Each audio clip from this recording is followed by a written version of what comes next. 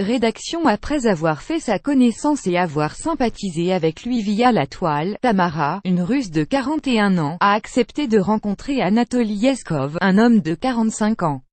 S'il était relativement mystérieux, il avait toutefois réussi à gagner la confiance de cette mère de famille. Mais tout ne s'est pas passé comme prévu le jour de la rencontre.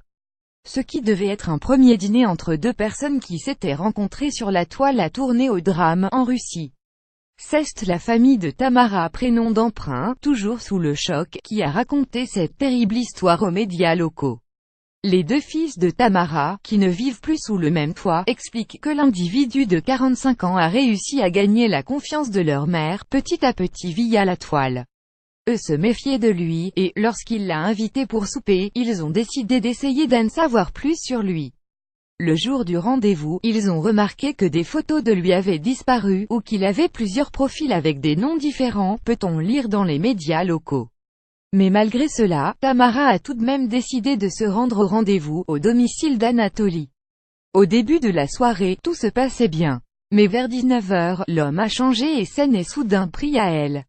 Il l'a alors frappée, mordue et torturée. Durant plus de 4 heures, il voulait qu'elle perde connaissance, à cause de la douleur, mais elle résistait, explique la famille de la victime. Il essayait de lui arracher avec la peau avec les dents. Elle est certaine qu'il voulait la. Il a aussi essayé de l'étrangler, mais il a glissé à cause du sang. Des voisins ont rapidement entendu des cris, mais n'ont pas réagi tout de suite, car ce n'était pas la première fois que des rencontres un peu particulières avaient lieu dans cette résidence. Ce n'est qu'au bout de quelques heures que la police a été prévenue. L'homme a alors été interpellé. Heureusement, Tamara était encore en vie et a pu être emmenée rapidement à l'hôpital. Les médecins ont toutefois été choqués par ce qu'ils ont vu. Tamara avait des morsures sur tout le corps. Des morceaux de nez et de ses oreilles avaient disparu. Elle était également victime d'un traumatisme crânien, d'une commotion cérébrale et d'une côte cassée. Nous étions sous le choc quand nous avons appris ce qu'il s'était passé, a expliqué la famille, qui a décidé de diffuser les photos choc. Mais le pire, c'est que nous avons appris que l'agresseur a été relâché sous condition en attendant procès. D'autant plus que le sac à main de Tamara est resté chez lui, et qu'il a donc toujours ses effets personnels.